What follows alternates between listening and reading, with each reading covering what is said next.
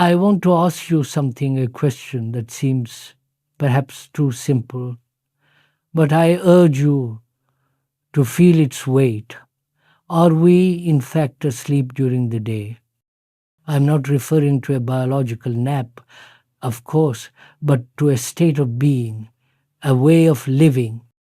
You might immediately suggest that when we are inattentive, we are somewhat asleep, but I'm not pointing to a simple lapse in focus. I'm asking if the entirety of our waking consciousness as we know it is a form of somnambulism, a perpetual movement that simply mistakes its own agitation for life. Observe your own mind, I ask you. Is it ever still? Or is it a perpetual movement, a constant, restless energy in which there is only an occasional, exhausted pause? The brain and the mind are going all the time, are they not? Working, working, working, responding, challenging, protecting, acquiring, fearing, becoming aggressive, seeking pleasure, avoiding pain. It is a relentless machine. This machine is what we call ourselves, and we are perpetually caught in its gears. This isn't some abstract philosophical idea. It is the raw, observable fact of our daily existence. In our modern age, this perpetual motion has been amplified into a deafening roar. We carry in our pockets devices designed to ensure this movement never ever ceases. The brain is working as it scrolls through the lives of others, comparing, desiring, envying. It is working as it consumes the endless, frantic chatter of the 24-hour news cycle, feeding its own fear and its own sense of tribal identity. It is working as it plans the next acquisition, the next promotion, the next experience that will finally, surely bring it a moment of peace. But peace never comes, does it? Because the movement is the me, and this me is a creature built of fear and memory, perpetually protecting its own fragile existence. And so, in the exhaustion of this movement, the body, the poor physical organism, gets weary. The brain cells, overwhelmed, finally plead, please, I must be quiet now, I must rest, I must sleep. We go to bed, we turn off the lights, and we call this rest. But have you watched what happens? Is it rest? Or is the machine simply put into a lower gear? The body says, I've had enough, I'm tired out, and it lies down. But the brain goes on. It continues its work, perhaps at a minor key, but it is still going. The dreams come, the restlessness, the anxieties, the half-formed images, the echoes of the day's conflicts. We are still caught in the current. I would have thought, and I ask you to consider this, that true sleep would mean the complete cessation of that movement, at least for a period. But for most of us, sleep is just a continuation of the day's agitation played out on a different stage. It seems then that the mind, the brain, and the entire nervous organism are in a state of constant, unceasing movement, even when the body demands to be left alone. The inner world is still churning. I wonder if you have ever noticed this, perhaps in the moments just before you fall asleep, if you allow yourself to be aware. You go over the day, don't you? The mind begins its inventory. I should have done this. I should not have said that. I must remember to do that tomorrow. It is desperately trying to put some order into the chaos of the day. Please watch this in yourself. It is a fascinating and tragic thing to observe. The brain is trying to put its house in order before the lights go out. And why? Because the brain needs order. It cannot function in utter chaos. And so it is going to try and create that order while you are asleep, which is in itself a form of dream, a form of continued agitation. The brain itself is crying out, please give me order. Do not perpetually keep me in this state of disorder, this constant, exhausting movement. I don't know if you have ever experimented with this, or if you have simply accepted the noise as inevitable. At the end of the day, we consciously try to put some kind of order. It's happened to you, surely. You've replayed that conversation, that meeting, that interaction, and you've said, I should have been sharper. I should have written that letter differently. I wish I had said this. We go through all of this, and this entire process is a conscious effort to bring about some semblance of order before we surrender to sleep. But look at what happens. If you don't do it consciously, the brain is going to do it for you unconsciously during the night. And when you wake up the next morning, you might feel you have a little more order, a little more clarity on a problem. But what is that order? It is an order born of conflict, an order manufactured by thought, and it is an order that is immediately shattered the moment you encounter the first noise of the day, the first demand, the first challenge. And so the cycle begins again, the daytime disorder, the nighttime's frantic mechanical sorting, and the temporary fragile order that cannot possibly last. Seeing this, watching this entire tragic cycle from which we never seem to escape, one must see that an extraordinary thing is taking place. The brain demands order. It is going to get it or try to get it, either during the day or during the sleep. It must have order to function. This is a biological and psychological fact. Now, if we can see this extraordinary mechanism at play, this deep biological and psychological demand for order that the brain possesses, we must then ask the next and far more critical question. The brain is going to get its order, or attempt to, either through the frantic, chaotic sorting of dreams, or through the conscious, effortful inventory taking at the day's end. But what if, I ask you, what if during the day there is complete order? I don't mean the superficial order of a tidy desk or a perfectly managed calendar, for that is often the product of a very rigid and fearful mind. I am speaking of an inner psychological order that is so complete, so absolute, that it requires no effort at all.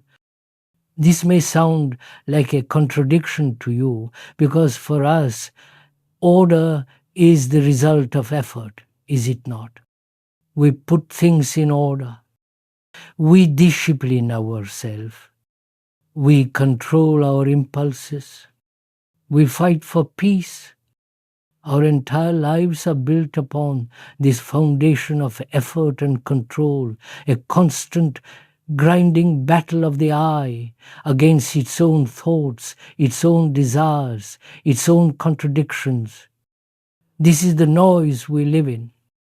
We see this glorified in our culture as hustle, as the grind, as the relentless pursuit of becoming something more successful, more enlightened, more secure. But this very effort to become is the root of all our disorder. The me that is trying to achieve order, is itself the agent of chaos, because it is a center of conflict, a bundle of memories, prejudices, and fears, all contradicting each other.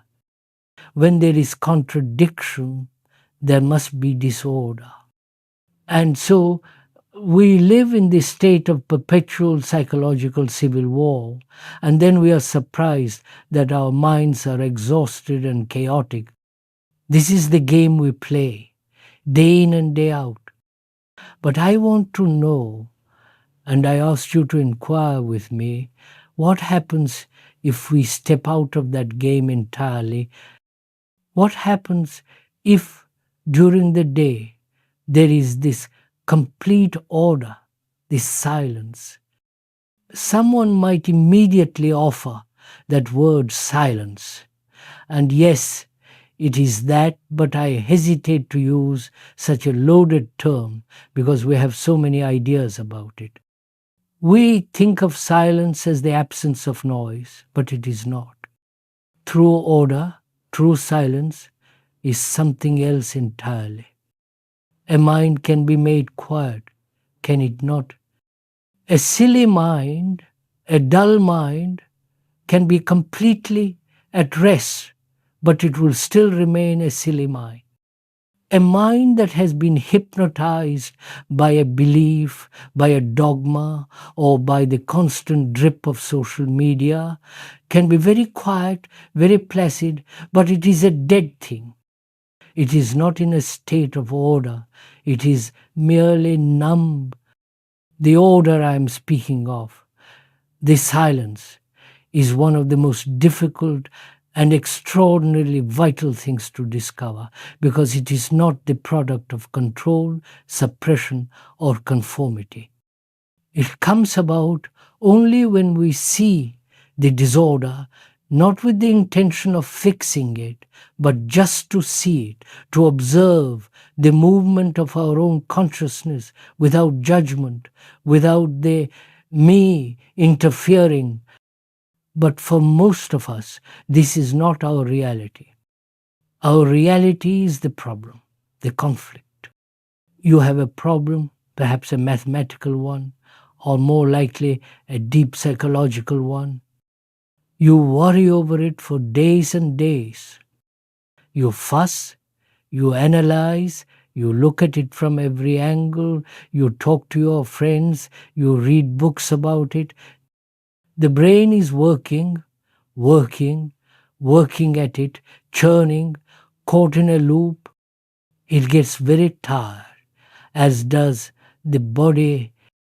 Then perhaps you go to sleep, and the next morning you wake up, and as you are shaving or drinking your coffee, you suddenly say, "By Jove, I see it.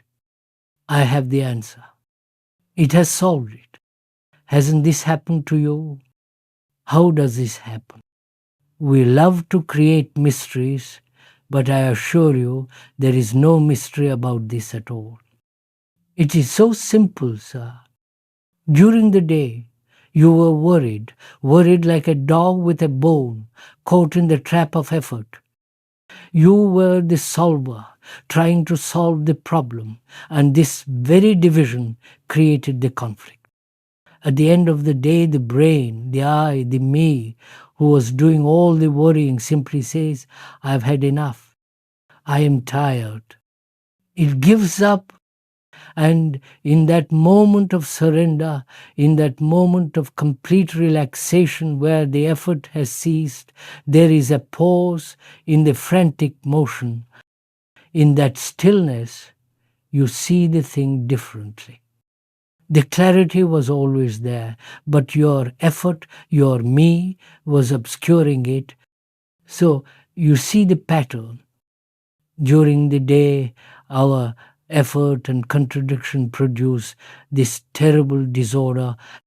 Then at night, there is a certain relaxation, not from understanding, but from sheer exhaustion, which brings about a temporary order. But this order is immediately destroyed the next day when the me wakes up and begins its game of effort and control all over again. And so this game goes on and on and on for 50 years, and we call this life. Now, let us please come back to the real question. What if during the day there is this other kind of order, the order that is not born of effort, not born of the me trying to control its own chaos, the order that comes from simple, clear seeing, from attention. I don't know if you do this, if you have ever tasted it, but if you can live a day, an hour, with this quality of attention where there is no effort, no contradiction, then the mind, the brain goes to bed, goes to sleep. Now, what happens? What happens to such a mind? Must it have dreams anymore? You might say no immediately, but I beg you, do not say no or yes. That is just guesswork. And we are not here to guess. We are here to find out. So, what does that mind do? Does it work at all? Or is it simply a blank? Someone might suggest things just become very clear, very quiet. And this isn't on any action of anybody making it quiet. There is no person controlling it or making the mind. And that, you see, is the entire key. During the day, you have done it. What have you done? You have, by watching, by listening, by being attentive during the day, brought about a state in which the controller is absent. The me, the ego, the self, which is the very center of all propaganda, is no longer the master of the house.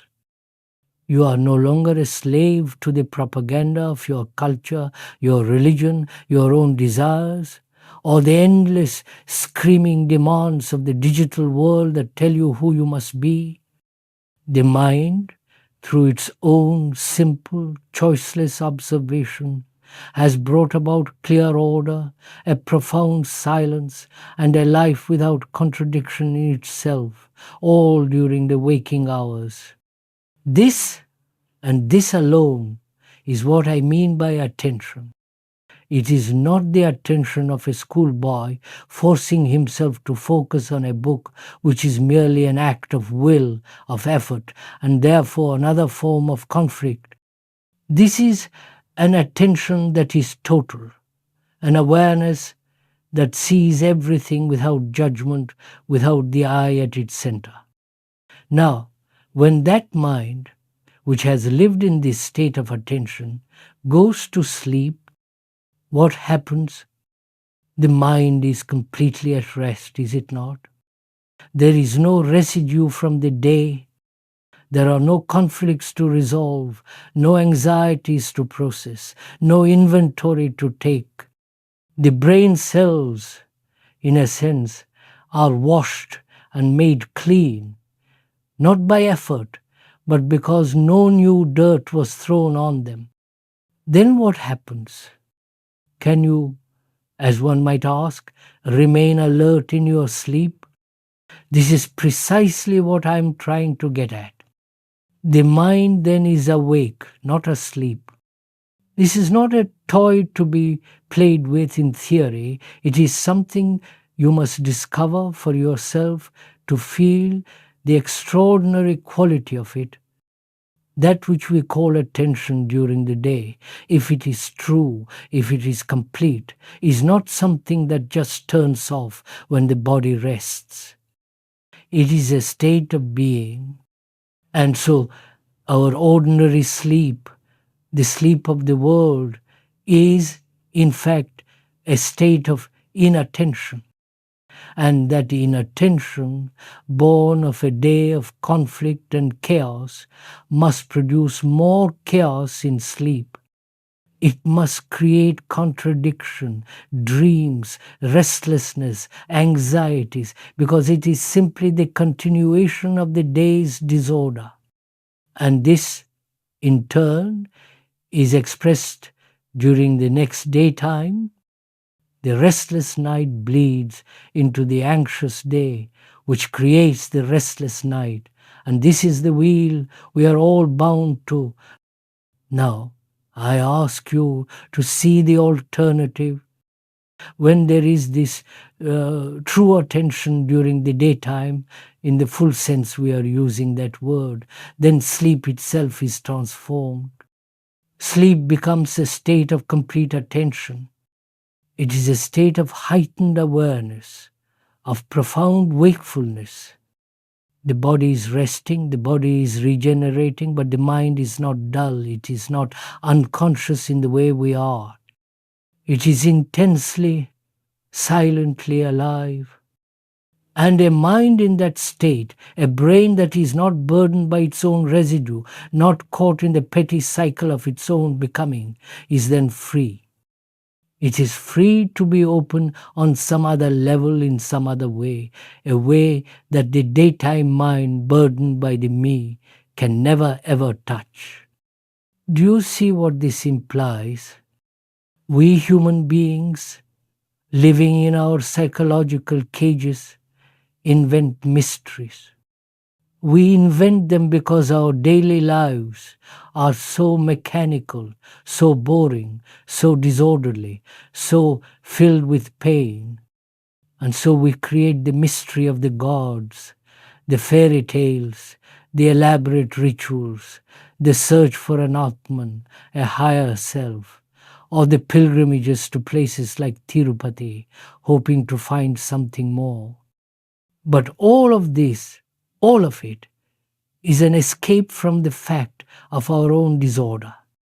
It is a projection of a mind that cannot solve its own confusion. But when the mind itself has order during the day, the beauty of order, the profound feeling of that silence, the life without a single shadow of effort, then when it sleeps, something entirely different takes place. There is this strange, impersonal attention, an attention without a motive, without a center, without any form of compulsion. It is an attention that knows no contradiction, no duality.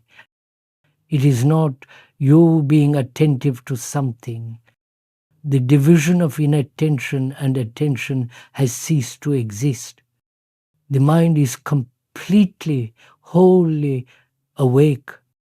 So, the inevitable question arises, doesn't it? If this mind is so attentive while it sleeps, what is it attending to? I beg you to see the beauty of this, for this is not a trick. It is not attending to anything.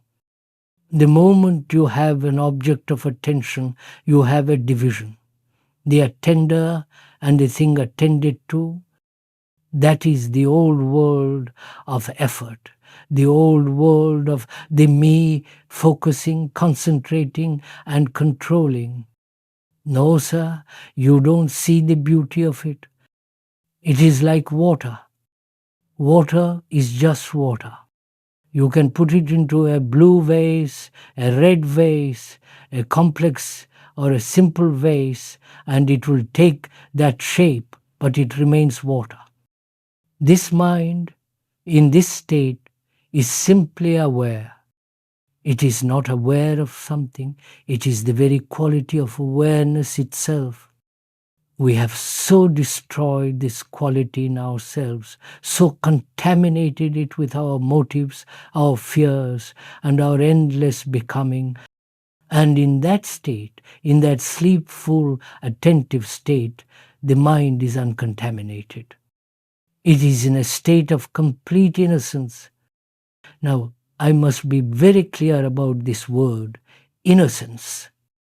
I do not mean the naivete of a child, which is merely an absence of experience and which is very quickly corrupted and hurt.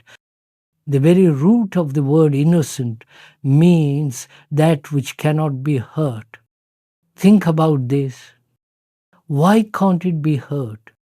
Because hurt is a function of the me, the self. It is the I that has been insulted, the I that has been neglected, the I that is afraid of losing, the I that stores the memory of every past wound.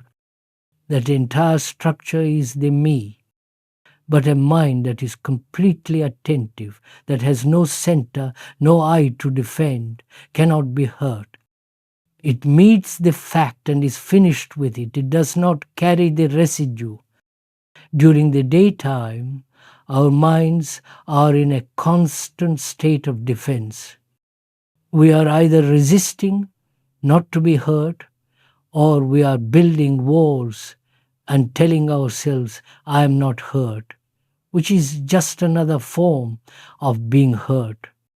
We are caught in this mechanism, and therefore any order we create during the day is still deeply limited because it is the order of a prisoner arranging his cell. But there, in this other state, in this sleep that is attention, the mind is not attending to something or about something. It is completely, totally awake. And in that state, there is meditation. This is not the meditation you read about in books or the kind you pay a guru to teach you. That is all a form of self-hypnosis, a practice, an effort to achieve a state which is just the old me in spiritual clothing. The me which is trying to put order in the disorder which it has created is still the me. Its order is still disorder. But this other thing, this state of total attention, is the real meditation. It is the flowering of a mind that has, by observation, seen through its own illusions. And this, sirs, is not a game. It is not an entertainment for a lazy afternoon. It is a matter of tremendous seriousness. And yet, it is also the greatest fun in life. It is the greatest joy in life. All the rest going to the cinema, the frantic search for sex, the pursuit of power, the accumulation of things, all of it becomes utterly secondary. It becomes shallow because in this you touch something that is untouchable by a mind that is merely observing itself as if in a mirror. Here there is nothing to observe because the observer is the observed. To discover that, my God, to discover that is everything. So what is the difference between this empty mind in sleep and the empty mind in wakefulness? And have you ever even had an empty mind in wakefulness? Have you ever just closed your eyes and sat very quietly or lay very quiet with nothing to look at, not even your own thought? The mind just looking at itself, as it were, without any movement of thought. You see, all this implies a discipline, but not the discipline you know, not the discipline of conformity, suppression, obedience, or somebody telling you what to do. This is the discipline of a mind that is constantly learning, which is the very root of the word. It's a tremendous, alive watchfulness which brings its own order, both physical and psychological. And without that, just to play around with spirituality, with gods, with mysteries, has no meaning at all. This attention of the night, this quality of wakefulness, is the guide for the attentiveness of the day. They are not two different things. You see, we function from a center, don't we? The center of the me, the I, and everything we do, our art, our relationships, our work, radiates from the center of fear, memory, and desire. And that is why our lives are fragmented and uncreative. to function without a center, that is creation. And I cannot tell you how extraordinarily fascinating this is, and therefore what tremendous joy there is in this, a joy which has nothing, absolutely nothing, to do with pleasure. Pleasure is born of thought, of memory, of friction. Joy is simply a state of being with no cause and therefore no end. This, sirs, is the greatest mystery, not the ones we invent. This is it.